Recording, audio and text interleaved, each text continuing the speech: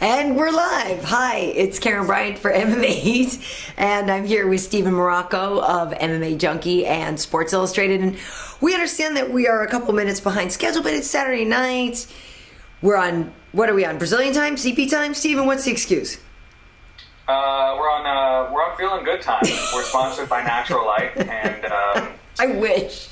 TNT, vodka and tonic, and we're ready to roll. You know, if anybody from Natural Light is watching, we could use a sponsor. That'd actually be great. But I want to thank you guys for joining us. I've got the iPad here, and we're going to take some of your questions as well. But Steven and I wanted to talk about the World Series of Fighting show that just happened, and also some stuff that's gone on this week. So we may as well get right to it. And, you know, I actually was at I have to, excuse myself. I had a little bit of a kid's birthday party to go to.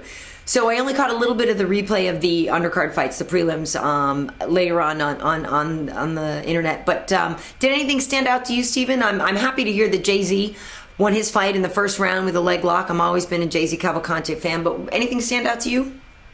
Actually, I too was occupied at the moment, so I just saw the replay, some highlights of the dark matches that were supposed to go on NBC. Dark matches with the black folks fighting? No. Was it? No, just made a really bad joke about the dark matches. It's just... Oh, you went there. How could you? Yeah. I won't be participating in those anytime soon. All I really heard was all the drama about, the streaming issues that were happening. They basically streamed 3 of the fights. They neglected to tell SureDog, one of their partners, that it wasn't an exclusive stream, and so a lot of different people had it. And so what you basically had was a 3-bout card that streamed, and then it basically took a break for 2 fights because NBC wanted those fights just for highlights. Okay. Everyone was kind of like WTF. So, right. Auspicious beginnings. Yes. Well, at any rate, I spoke to Ray Sefo the other day. We have a nice interview with Ray. And I know they've been working for a long time to put this together. And all in all, I will say, I felt like the night was a success. Reading your tweets, Steven, you kind of were cracking me up, talking about some of the mismatches and things like that. And you were not alone in that. So let's get right to it, I suppose, with Tyrone Spong. And he took on Bartlett, who, it's easy to just call him a pair or this and that. But no disrespect, but did appear to be something of a can in I'm just saying, I swear, because obviously the guy can kick my butt. There's been so much hype about Tyrone Spong coming to MMA. I've spoken to Tyrone about it. Everybody's talked to him. He trains with the Black Zillions. Everybody knows this guy is a kickboxing monster. And it's just a question of when was he going to cross over to MMA. So I really felt like this was a fight that was there to give him that MMA confidence. As you noticed, it was all standing, no groundwork. So we're yet to see that from Tyrone. But that said, Bartlett does have a bit of a boxing pedigree, right? Is training with Frank Mir. So was somebody able to give him a real fight? Yes or no, Steven? Was he able to give him a real fight? No. I mean, that was... Okay. There was no fight. He hardly threw any punches. He really didn't. He borderline froze. Yeah. And... just stood right in that sweet spot where Tyrone could let those vicious leg kicks go. Mm-hmm. And, really, there's not a whole lot to say about it. He said he was going to take it to the ground. He got whacked with a couple of leg kicks. He didn't do that. Maybe he was, just too...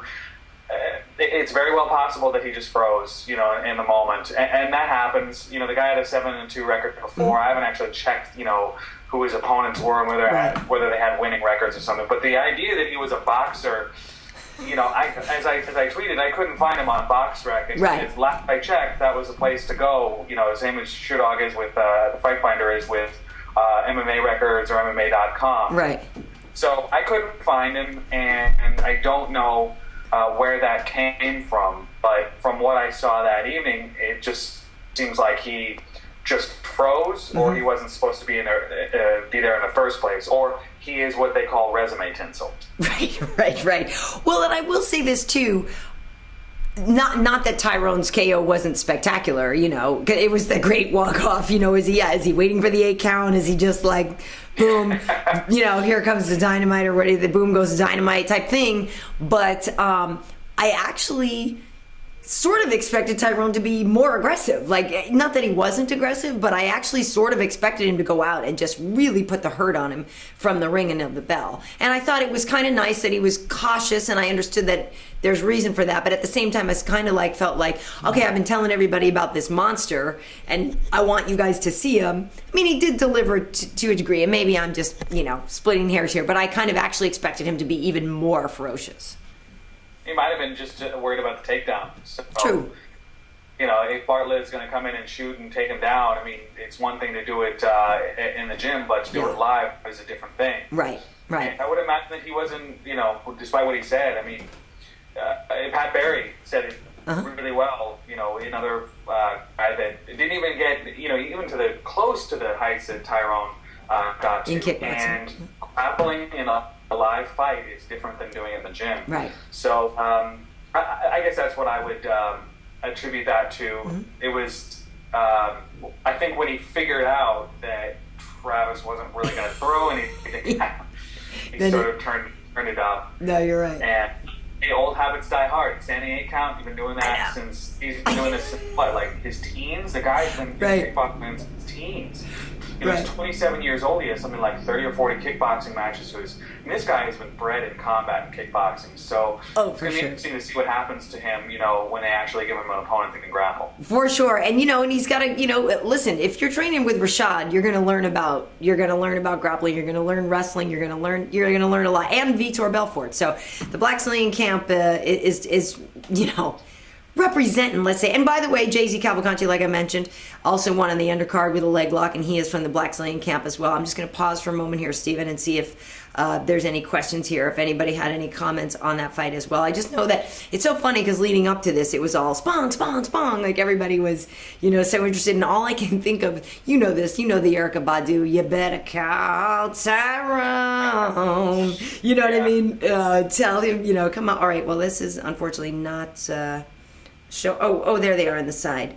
Here's the thing, Karyn. If you only knew how to work the thing, you could probably read the comments. Okay. Is that the new one? Oh, please, honey, no. I'm keeping it real. No, in other words, haven't gotten around to getting a new one yet. Okay, let's see. So some people are, commenting on the whole mismatch thing. So I'm gonna refresh this. But let's move on to the next fight, which I thought was interesting. Here we have Miguel Torres fighting, and it was kind of that surprise announcement not too long ago when he signed with the World Series of Fighting that, oh, by the way, I was cut by the UFC. So here we go. I mean, this is an important fight for him. And he loses to Moraes in a split decision. I thought it was all Moraes, personally. How'd you see it? I didn't even think he even won a round. I thought that it was all Miguel Torres. Moraes. I think he was he was dominant. I thought that the split call was just absurd. I think that what happened was Miguel figured out pretty quickly that he couldn't bully Moraes, and then just kind of fell apart as the fight went on. His technique started to go out of out the door, and Moraes just stayed very tight. Moved laterally. Imposed his will, made Miguel fight his fight, and to me it was a pretty clear victory. It wasn't very, very close to me. Miguel is a very, very talented guy and has had some great moments in his career, but I think he's coming to that point now where he's on a lot of shots, there's a lot of miles, and it's diminishing returns at this point. Yeah, it was tough for me because Moraes was also definitely landing the flashier moves, the spinning kicks, the this, the that, flashier stuff, and Miguel had a certain amount of swings and misses, and I don't want to say desperation, but just more. Please, can I get a knockout? Just reacting to those big right hands. Right. He's got a great jab. He's got a long jab, arrow straight. Right. But midway through the fight, I started noticing these big looping telegraph hooks that were just easy for Moraes to. I don't know if I'm pronouncing it. I think we are. I think so. No, and I agree. And it's funny because that's one of those interesting fights where you're watching somebody like Moraes who, hey, here's a new guy. I'm looking at some new talent. This is exciting. I'm watching somebody who's doing a good job. And I'm watching Miguel Torres, a former champ, somebody who is so talented. And I agree. And I was just like, oh, man, I wonder if, he peaked already. And, that Mayday knockout was ridiculous that time. And it's tough because he is such a talented fighter, and it's hard to see when their gifts are no longer delivering. You know what I mean? And that's not to take away from Moraes. It's just tough. It was tough. It was a perfect fight for Moraes. Yeah. That fight was supposed to be Tyson Man. That was the fight. Right. That was the fight that was going to happen. But that is going to happen now, delayed, right? Right, exactly. And actually, a very good point was brought up online by our good friend Ariel. Did somebody just text you? Somebody just texted me. It's a girlfriend. You just got a booty call in the middle of this live chat, didn't you? Yeah, not quite. Not exactly. Playing with a new band, so. Oh, really? Yeah, but enough about me. Basically, it was.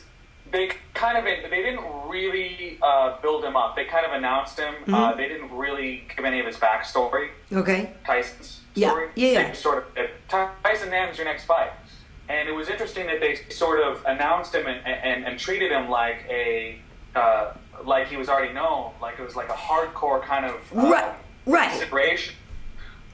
But earlier in the night, you talked about the experience with a bunch of hardcores basically watching online, which is where I presume, a lot of the traffic is going to come from. Yeah. And the hardcores are watching 3 bouts into it, they cut away and no fights. Right. There's a big gap.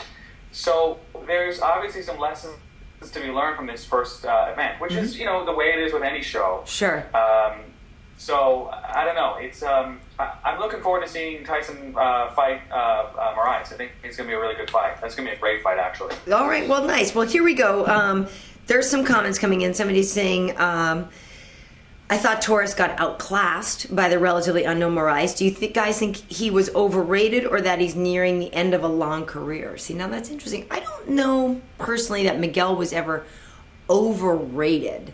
I think he delivered on a lot of great fights. He was the champ. I don't think he was overrated. I do think that he maybe peaked. You?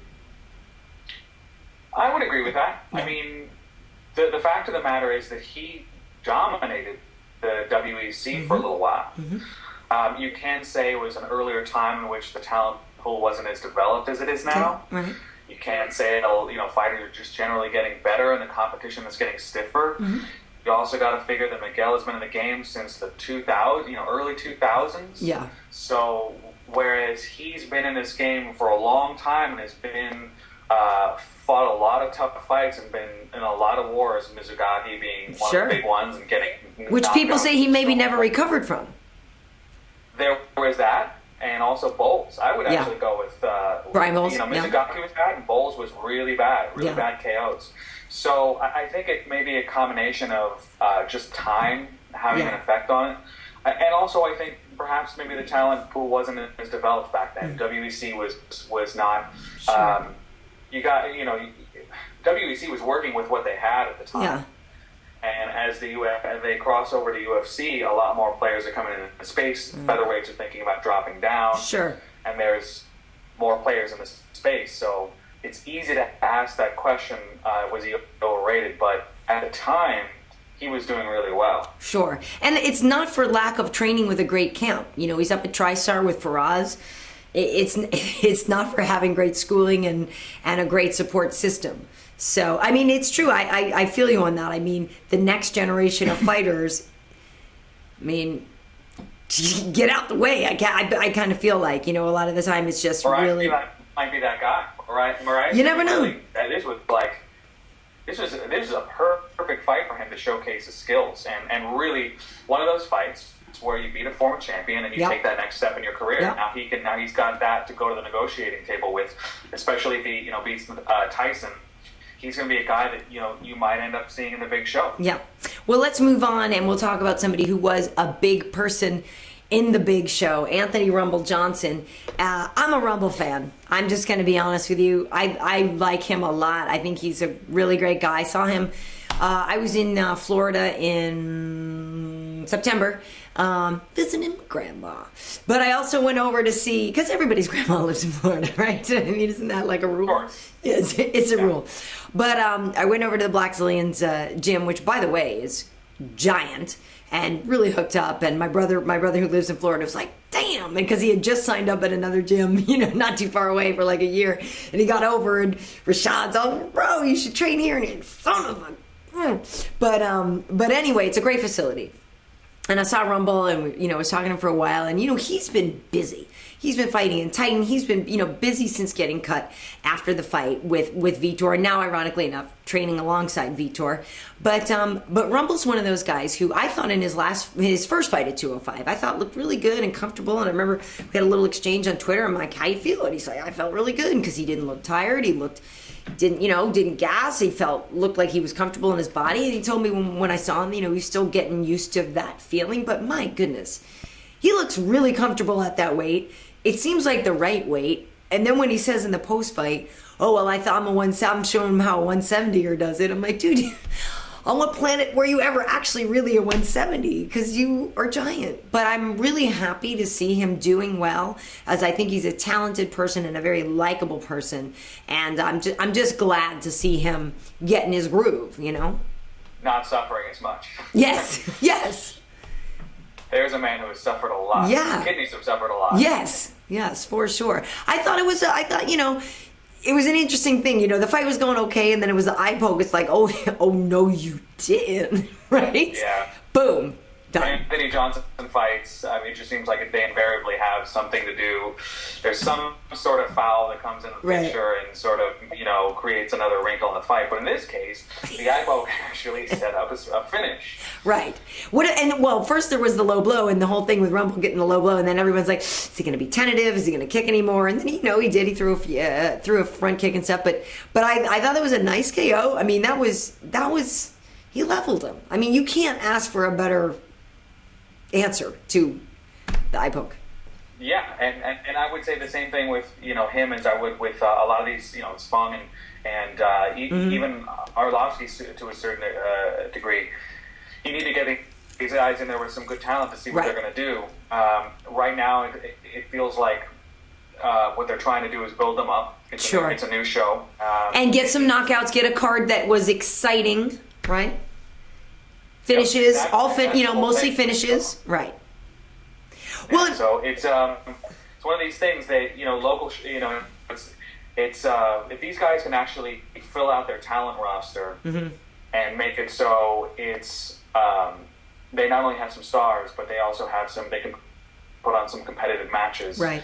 Then we can start talking about them as a serious competitor. Right now, I think they're just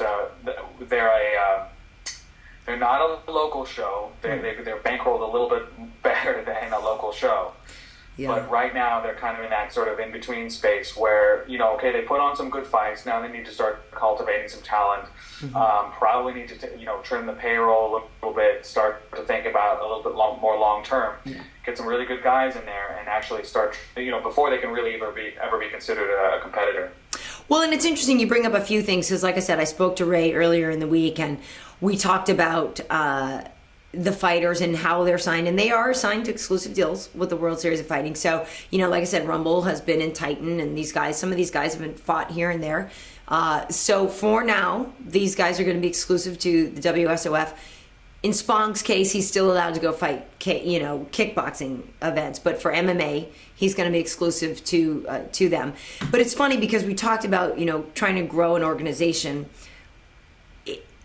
in the same town as the UFC, and he said they had meetings with the guys, and I'm sure like you sort of mentioned who they're bankrolled by or alluded to, but Ray has had a very good relationship with the UFC, training a lot of UFC fighters, and I don't know the ins and outs of it, but I think it's a good organization that will get a chance to show off some guys, and people are asking if you think some of these people are going to get called back up to the UFC.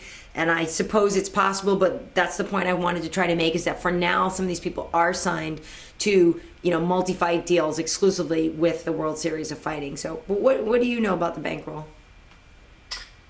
It's the SIG guy. I can't remember his last name. Advertising guy. I'm not sure if he's the actual money guy.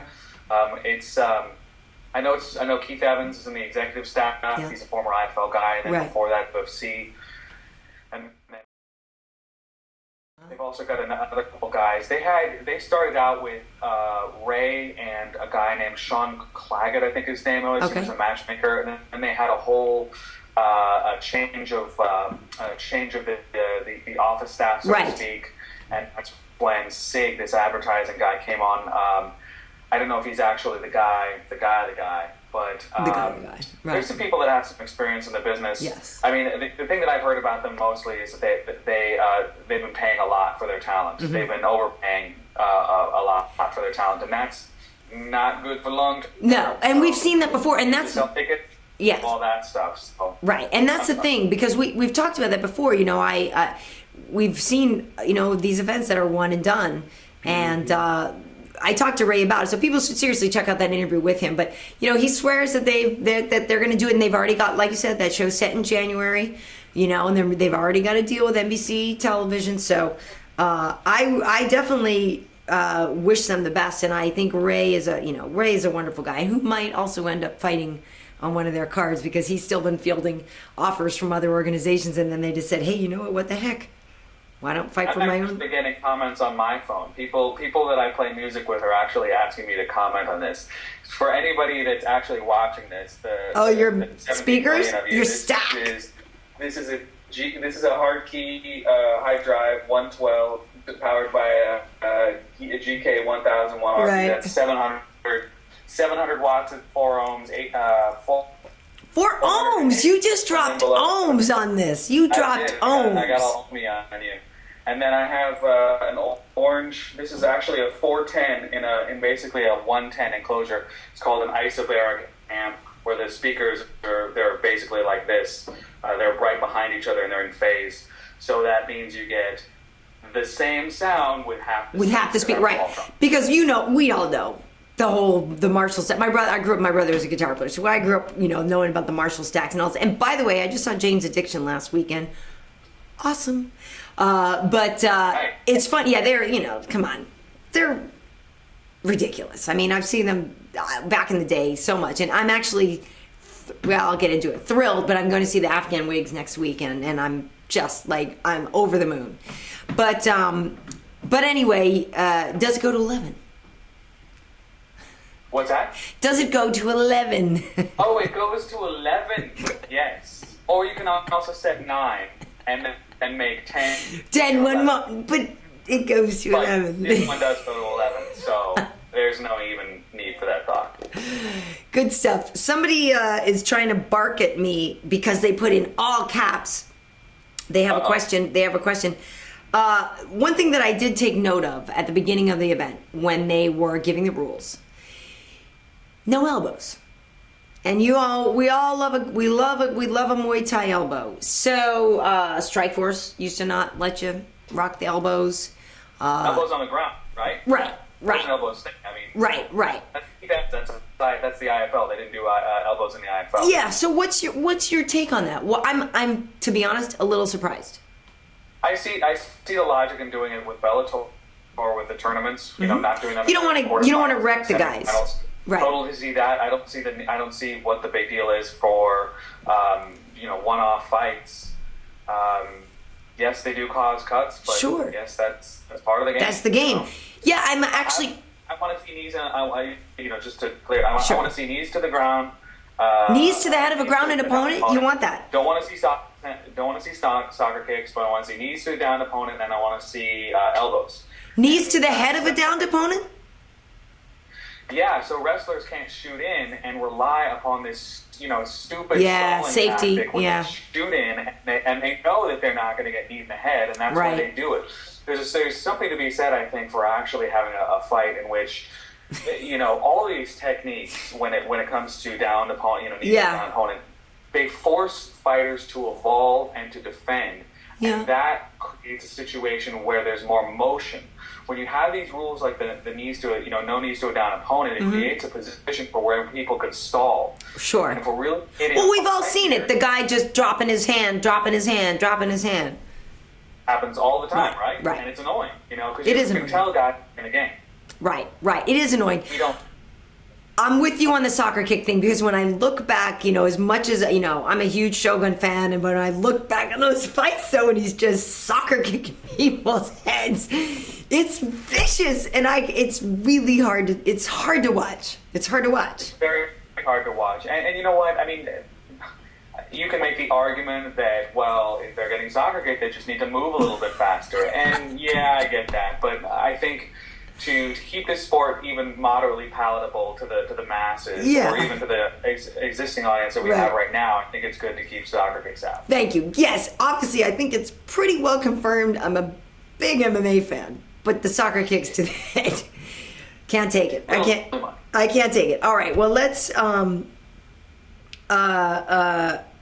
I don't even know what some of these comments mean. I'm not sure what that means.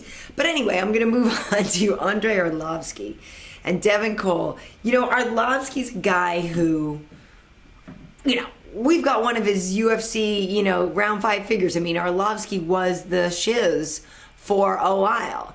Then he got knocked out, 4 times in a row? Was it 3 or was it 4? Arlovski. Sorry, I was looking for a comment. Who were we looking? I think Arlovski got knocked out 4 times in a row, right? Or was it just 3? I think it was, I swear to you, I think it was 4.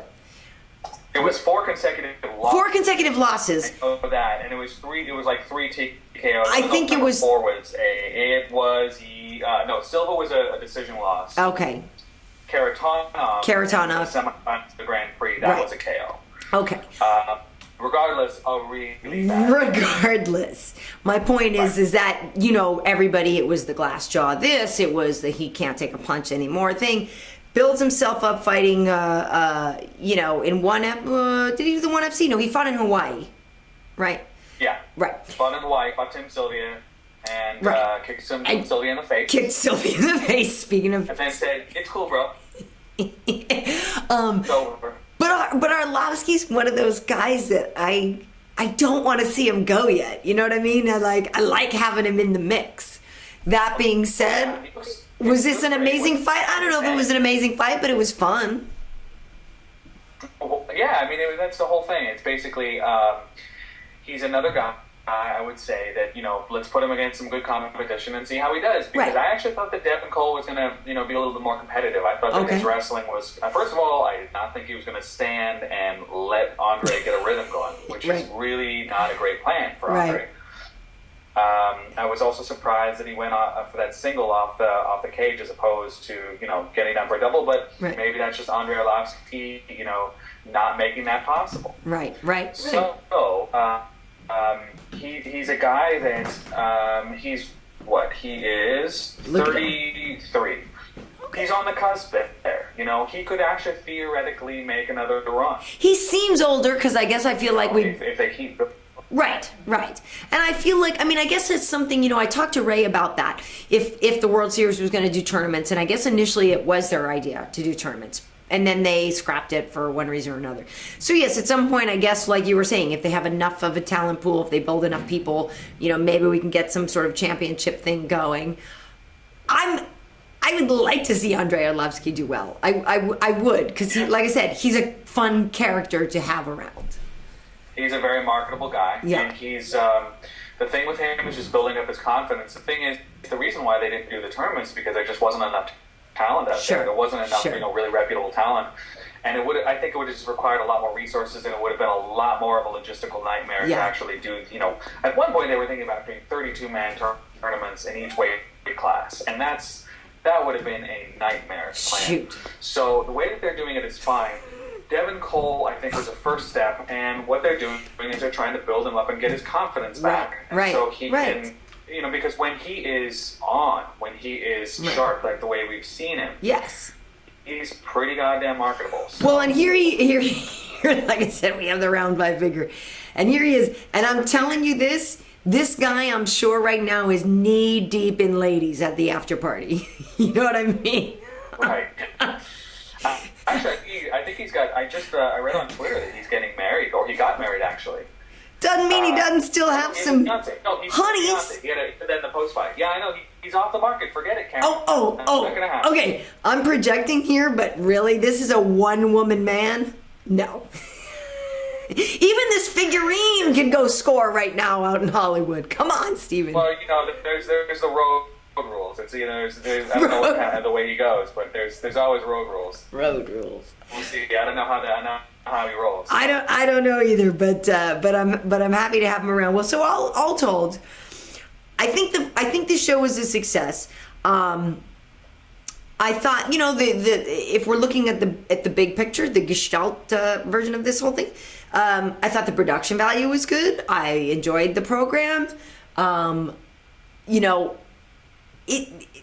wish them the best. I do hope that, like you were saying, that the matches end up seeming a little more fair and balanced, a little more equally competitive, because it did seem tonight that there was a bit of a, hey, let's showcase these guys and get some big finishes and get some excitement going, which I'm all for. I love a good finish too. Never mind. I was about to make a really bad joke that I'm not gonna. Where I was going. I'm gonna move on. But I'm happy. I think Ray's a great guy, and I'm looking forward to seeing what comes next for them. Yeah, I mean, like I said, it's only the start of it. Putting on good fights is really only the beginning. Gotta sell tickets. Can't pay for your audience forever. Sure. Need to sell tickets. Also, gotta wonder what NBC is thinking about this. They had a time buy, basically. They bought this show. That's why you saw all these Jocko commercials. Basically, this was the Jocko fighting. The Jocko ads. And did Logo shoot all those ads? I'll bet he did. I didn't actually ask him, but I don't know. Yeah, good for him, though. You know what? If he did, good for him. I thought he did a great job. I think he's a great videographer. Absolutely. I mean, it's right now what they have is they've got the Black Azilians. They're building the Black Azilians up. They're building up Arlovski, and now they got to figure out how to sell tickets and see what NBC wants to do. See how much if NBC is willing to buy this show instead of doing a time buy. If NBC is willing to say, okay, we're going to give you X amount in licensing, that can hopefully open the door to some sponsorships and make this thing break even or maybe even profitable. Right. Well, now I want to talk about something else. Actually, speaking with about Arlovski, I'm not sure if you caught any of the Bellator, but did you see the Shamalayev fight? That I mean, if he doesn't have the greatest name in MMA right now, the greatest name in MMA, Shamalayev. Ever. The what? Yeah, no, it's literally the worst name for play-by-play ever, because he's actually trying to type it out. He's a fighter like Krzysztof Stoczynski. Any guy who's doing play-by-play cut and pastes his last name. Right. So every time that X does Y. Right. Because Krzysztof, bless his heart, he's our good buddy, but it's KRZ. Who you never expect a Z? KRZ. ZYSZTOF. You don't expect. And also, this Krzysztof, he is, I love him. Here comes a groom. Nicest guy in the world gets cast as the evil villain ever, which I think is hilarious because guy is, couldn't be any nicer, and he gets cast as this complete asshole. I know. Well, and the great thing, I thought you were talking about the Halloween movie, Here Comes the Broom, the whole witch thing. Bad joke. But actually, Krzysztof, is actually already making another movie. It's funny because when I first interviewed him actually a couple of years ago, we talked about that because he has such a look. And we were talking about him transitioning into doing Hollywood stuff, and he's already working on more things after Here Comes the Boom. And rumor is that, we haven't seen the end of him in the cage, so. Although maybe the rumor's out, I'm not sure. Is the rumor out? Do you know if he's... No, he was supposed to fight. Actually, I was... I can't remember off the top of my head, but he was gonna fight again, and I actually asked him if it was true because I remember his knee was just his knees were pretty bad. Well, let's just say, Steven, offline an event you and I both said we were going to. He's supposedly fighting at. Oh, okay, all right, good. I'm sorry for those of you. Nice to see I know. Friendly face. I actually saw him in Germany too, and he, when you're at these foreign events, it's like Right. it's like we're all together. We're all because exactly one of us. Exactly. So I mean, he was one of the guys that I saw in Germany. He is fighting Ednaldo Oliveira on UFC NFX 6. So yeah. That's right. Okay, so there we go. So then we have it. Now we can announce that you and I are both scheduled to be going to Australia. Yes. And you will. Yeah, I'm excited. I think it's going to be great. Okay, so let's see. Somebody's asking me on a tangent here. Where have I been on Fuel TV Tuesday night shows? Here's the thing. I did a bunch of UFC from all angles. We did Rashad and Bisping and Ellenberger and Munoz, and we're trying to line up a few more new ones because those are really great, and some of the people that we wanted to talk to just weren't available at the time. But I can already tell you that I'm booked for a couple of anchoring of UFC Tonight in January, so I'll be there. I'm on next Thursday. Well, the funky time, because I was supposed to go to Macau for Kung Lee and Rich Franklin. I've been shifted around, so I'm going to be anchoring the weigh-in show from LA instead, so I won't be going to Macau, but I'll be on Fuel there. And I have, here's the thing, I have like all these shows that I want to do with them, and they're like, we just need to find the moolah, and we're going to make it happen. So I have big plans. Oh, so, by the way, yes. we got a question. Will Anthony Johnson make it back to the UFC? From Joel Torres. El Maestro. Sorry. El It took me Maestro? a second to get that. Will he get back to the UFC? You can bet your ass he's going to get back. I think to UFC. he totally. But do you think he'll come back as a 205er? Yes, I think so. I think that's what They need 205. Yeah, and it goes so well for him. I think it's great. What? Who are you talking about? Rumble. Rebel. Yeah. Who are you talking about? Wait. I thought I think you said something else. Wade thought we were talking about somebody else. There's options in his deal that allow him to. He's got to. You know what? Rumble is a marketable person, and he's a good fighter. So that's cool. So let's see. Let's. I'm trying to think what else is going. I'm actually curious what your take on Chael Sonnen picking Hendo to be one of his coaches. People were wondering if a rift had developed between them since Chael kind of got to jump over Hendo as the next, opponent for John Jones. And I'm just curious what your take on that whole situation is. I should have called Dan Henderson. I wish I'd gotten in touch with Dan Henderson before I wrote the story because, Chael has a tendency of making announcements and, sort of, I don't know. He's a guy that is very, very strategic with the way that he announces his news, the way he picks his media outlets, what outlets he chooses to advance certain things. Right. The whole coaching thing, I think, is a little bit overblown. It sounds to me like maybe they might have had a conversation. They might not even have had a conversation. It might have just been Chael announcing it, and then right. And then putting the onus on Dan. And Dan's a pretty mellow guy. He's not going to say, I'm not going to do that. Dan's fairly laid back. Dan doesn't have any beef with Chael. I don't think Dan's that guy. I don't think so. I think he thinks the decision is... I don't think that he's a guy that holds a grudge. But here's the thing. I agree with you that I don't think Dan is the type to hold a grudge either. And I believe that, Chael did show a lot of respect and he said, hey, listen, Dan's a coach at Quest. I answer to him. He says jump, I say how high, basically. So I understand that Chael has that great respect for Dan. And I don't think Dan doesn't seem like the type to hold a grudge either. And I will also say that Dana, too, had a point when he said, listen, Dan is not healthy enough yet. So you can't discount the fact that if the guy is still hurt and he can't really be next, you got to find somebody else. Yes? MCL, 100% MCL, or actually I think it was a 70, what I heard. It was 70% MCL tear. That's, you can fight on an MCL tear, but it's not pleasant. But when you're 40...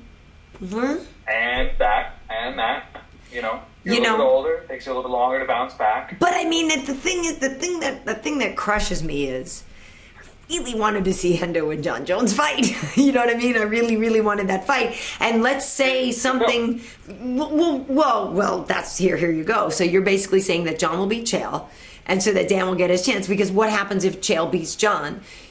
I don't want to see Hendo Chael. that fight doesn't excite me like Dan John, or you know what I mean. That would be a weird fight to me. Chael and John. And Chael and Dan would be weird. John Jones, I think the universe would explode. So you're one of those internet nerds everywhere would probably, kill themselves. But what if? I don't know. I think we'll cross that bridge when we come to it. It would I don't think Chael and Dan would have any problem fighting each other. I don't think it'd be one of these AKA situations. I think they're both businessmen, and Dan wants the money. So I think they would fight each other. I think they would fight each other. I just don't think it would be that exciting of a fight. Is my point. Yeah, I would definitely favor Dan in that fight because of the wrestling, because of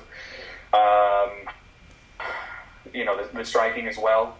Chael could make it interesting. I don't know. I have a hard time visualizing that fight. That's what I'm saying. And believe me, there is no. I enjoy Chael fights. I'm just saying I don't know that I want to see that one.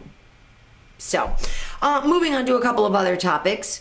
Next week we do have the fight in China, in Macau. What's your vibe on that? I mean, you're I'm sure getting some kind of feedback and stuff. Have you gauged any feeling of the level of excitement for the show in Macau, or how important that is, or the fighters on the card, how they're feeling about being on the first UFC card over there? I think actually we were having a conversation earlier about the cultural reception to that card, and how they sort of, how they were marketing it, kind of a little bit more generally than perhaps, and probably because of a lack of, I don't know if they don't have a pipeline of talent established yet in China. I know that Zhang, I think is his name, it was the guy that they would start pulling up. Right. Didn't do so well in the octagon, so it's hard. I just don't know if they have the talent there to make it a local heavy thing, and I think it's their first time there, so there's going to be some adjusting, I think, and I think it's really going to be an experiment. Well, what's interesting is, we here at MMA Heat have been working with RUF China. So RUF is the first Chinese government-sanctioned MMA organization. And they just had an event last night. We sponsored the main event of that and Fight of the Night, same as we did on their RUF 5 card. And this is something, it's funny because I actually just said Shang Jifa because that's one of the guys on the card, of their card. And I know we're actually talking about somebody else who's on the UFC card, but it's very interesting because we are not that dialed into the cultural prejudices and things over there, and it is a very real thing. From what I've heard, and I don't want to put words in anybody's mouth, but from what I've heard, Chinese fans will not necessarily want to root for a Japanese fighter. A Korean or a Vietnamese fighter, while yes, they are all Asian and some of us might sort of group them all together, there's a very distinct lines and a lot of history, and sure, there's a lot of prejudices in between. So it's a really tricky thing because I feel like it's a great idea to go over there for the UFC and highlight a card full of Asians to show how inclusive they are of all cultures over there. It's just going to be a little tricky, and I'm very curious to see the reception to those fighters in Macau. You know what I mean? Because I just don't know if it's going to go over. It may be one of those things where it's a great card on TV, but it'd be interesting to see the feeling in the room. And I was actually really excited that I was going to be going there, and then, like I said, things changed. But to me, that's going to be very interesting. And I know that there is certainly a great hunger for the sport there, and a great appreciation for it, and a desire to see it grow. From the MMA fighters that we've spoken with and the people who run the organization, we know. It's there, it's growing, it's on the rise for sure. I'm just a little, hesitant to say, oh my God, this show's going to be awesome, because I feel like it might be a little weird. But again, like I said, on TV it might be great. In the room, it might be a little weird. On the other hand, they might not be risking as much as we think, because in other locales that they've gone to, international locales, they've actually paid basically a licensing fee for the show. They basically, a certain interest is paid for the show. Sure. So they might be already breaking even or in the black already. Right. I'm curious as to what Ruff's presence in the space does for the talent market over there. Right. What sort of deals they've signed these guys to. Yeah, well, we can tell you, I know this for a fact, that the Ruff fighters are signed exclusively to Ruff right now, but they all will tell you, the fighters will be the first to tell you that they're not ready for the UFC. They are learning, obviously they have a lot of history in Sanda, and there's a lot of, obviously, martial arts history there, but the ground game is tricky still for them. They're still learning jiu-jitsu, and so if you watch the Ruff fights, you will still see some technique that you definitely needs improvement. But they will tell you that they're not ready for the UFC. But at the same time, we were just speaking with a couple of the guys the other night. Once again, you can see those interviews on my channel here, and they are so enamored of American MMA fighters, yes, right, and of the UFC, and they have nothing but great appreciation and adoration and aspiration for what MMA fighters are achieving here in the States and what the UFC is accomplishing. But they also just know that they're not ready yet. So you really honestly could not have gone there and picked a bunch of Chinese fighters to put against a bunch of American or Brazilian or what have you UFC fighters, because they would have just gotten creamed, and they're just not ready. But that being said, they're putting on really entertaining shows, and if you're willing to stay up and watch these Ruff streams at these random hours of the night like we did last night, they're really entertaining, and they have so much passion for it. It's really, really special. And it's kind of like, I wasn't there when UFC 2 went down or whatever, you know what I mean? But it's kind of fun right now because literally we all, as MMA fans, had the opportunity to see that right now in Chinese MMA. We're literally, it's Ruff 6 that just went down last night. Show number 6. You know what I mean? So it's really great, and I do encourage people to check it out and to, just get involved with it, because maybe eventually these guys will come over, but it's exciting. It's brand new, and it's just really fun to watch. Yeah. I mean, like you said, it's a developing scene. Yeah. There's certainly a really big prize if they can tap into that market. Totally. UFC can become as big as rock and roll in China. They've really got something. And to do that, they need to create local stars. Right. And I think they're probably, the game plan is probably to put on Tough China. Yeah. I'm sure it will. I'm sure it will. In China. Yeah. Do the same. The tough model works. Yes. As evidenced by Brazil. It remains to be seen. How long it works. Brazil has kind of taken the... What's that? I said it remains to be seen how long it works. Yeah, exactly. But I think in the U.S., there's some fatigue. Decline. Yeah, but you're right. In Brazil, it's growing. The thing worked perfectly. I imagine the game plan is similar for China. Get a TV deal in China and put on the Ultimate Fighter there, and maybe do as they've been talking about, these regional fight nights that aren't necessarily the same level as a UFC pay-per-view, but help cultivate local markets. Sure. There was a show a while ago called Art of War. I don't know. I remember that. I remember Art of War. Yeah. Bankrolled a very rich sheikh that was trained with the Gracies. I think he trained with Henzo. Okay. Bankrolled this big show and put it on over there. And to me, that's like sort of the prequel to RFA, which I think is more. I think that's a more local product, right? It's not funded by an international investor or anything like that, is it? I don't know the bankroll of RFA. I know they've had shows in like Montana and Wyoming, and then last night or 2 nights ago, Friday night, it was in Vegas. I don't know all the background on RFA, but I know.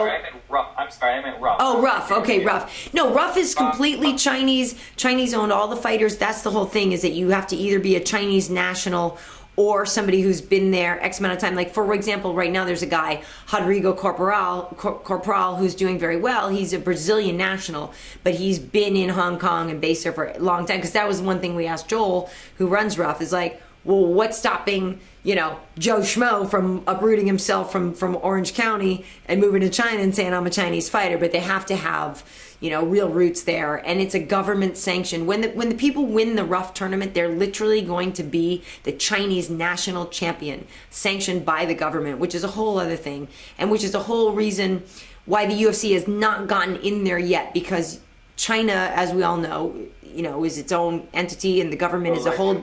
It's a whole different thing, and you can't just kind of roll into China and throw money around and say we're doing a show. Doesn't work and there. They try. Believe me, Right, it doesn't.